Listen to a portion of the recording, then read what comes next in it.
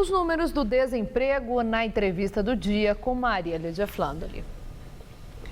Para falar sobre o crescimento progressivo do desemprego, nós recebemos Almir Pazianotto, que tem destacada carreira no universo do trabalho, tendo sido secretário de Estado do Trabalho, presidente do Tribunal Superior do Trabalho e ministro do Trabalho no governo José Sarney. Muito obrigada por estar conosco. Esse é um momento de grande apreensão. Os últimos números do desemprego mostram que nós chegamos num patamar considerado o pior em 23 anos.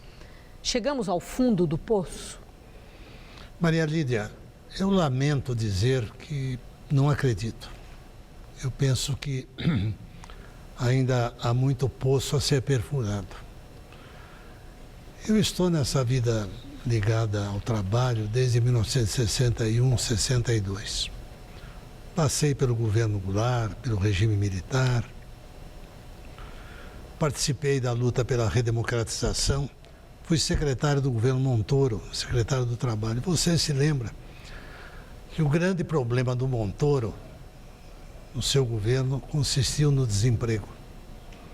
Ele que não tinha nada a ver com isso, era apenas o governador de São Paulo, herdeiro de uma situação muito difícil, encontrou nas ruas de São Paulo 1.800.000 desempregados. Houve até uma tentativa de invasão do Palácio Bandeirantes, saques, greves, não é? Mas a situação não se comparava à atual, na minha opinião, porque havia esperança. Nós todos estávamos imbuídos da esperança de um país redemocratizado.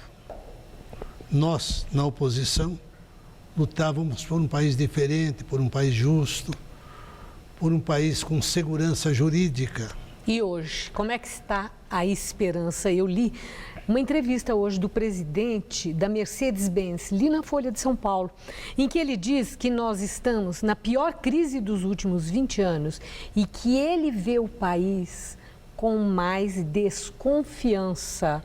O senhor partilha essa desilusão? Desconfiança e incerteza. Porque não observamos do Executivo e do Legislativo um comportamento obstinado, sério, lúcido, não é? No sentido da execução das reformas que o país cobra há tanto tempo. Fala-se muito em reforma do Estado, sobretudo, reforma eleitoral, reforma partidária. E de concreto, o que é que nós estamos percebendo à medida que a crise se avoluma?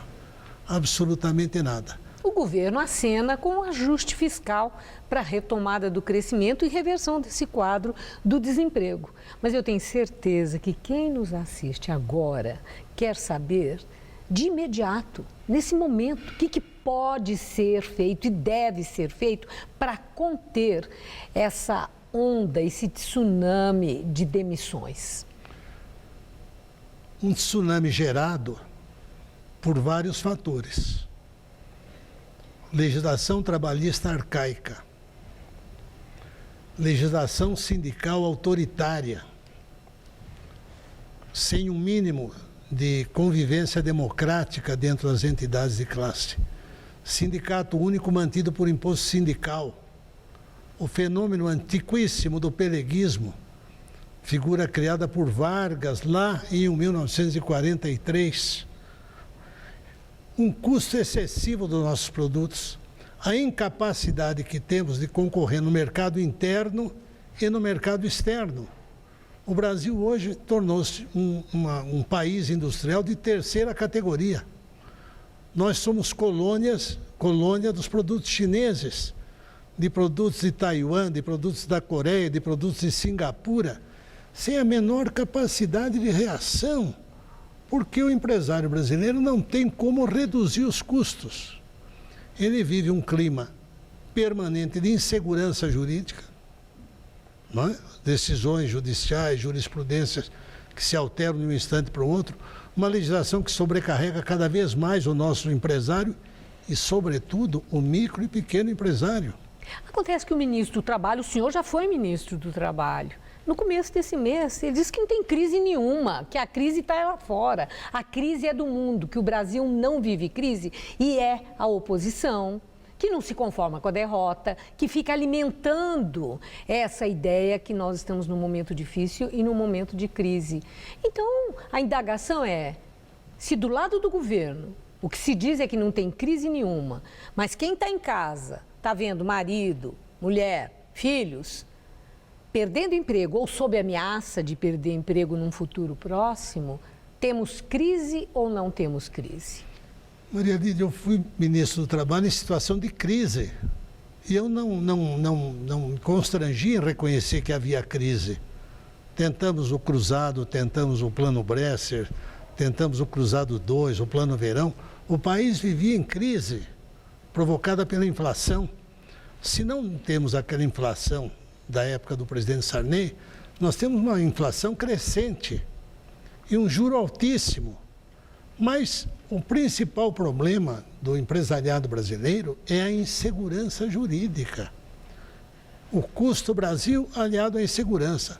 O ministro Manuel Dias, que eu conheci quando ele secretariava o governador Brizola, ele talvez se referisse ao fato de não haver crise fora do ministério. Não é? A crise, sim, lá dentro do ministério, obviamente, não há nenhuma crise. Lá a situação é absolutamente tranquila. Não é? Mas se perguntar aqui na periferia de São Paulo, ou no entorno de Brasília, ou no Rio de Janeiro, se conversar com o motorista de táxi, com o frentista do prédio onde eu trabalho, todos eles estão assustadíssimos, todos eles estão em situação de quase pânico. Por quê? Além da crise, não vislumbram perspectivas de mudança. Para encerrar, o senhor vê, nesse momento de muita tensão política, a presidente Dilma com avaliação muito baixa, só 10% da população aprovando o governo dela, toda aquela questão, a polêmica, a queda de braço no Congresso Nacional, a presidente tão mal avaliada. O senhor acha que isso é um pano de fundo para dificultar a reversão desse quadro que desencadeia tanto desemprego? Não, essa é a realidade, não é apenas um cenário. Esse é o Brasil real. O Brasil real está doente. Economicamente ele está tomado por uma moléstia terrível, profunda, né? Eu não diria incurável, mas para a qual o governo atual não mostra possuir na sua farmácia nenhum medicamento. E a situação tornou-se tão difícil, Maria Lídia, que os problemas estão agora dentro do PT. Acabamos de ver o presidente Lula fazendo acusações duríssimas à presidente Dilma, não é? O criador, a sua criatura. Talvez a presidente Dilma nem desejasse, nem almejasse ser presidente da República.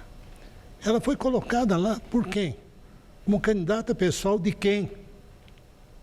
Do nosso ex-sindicalista, ex-metalúrgico, Luiz Inácio Lula da Silva.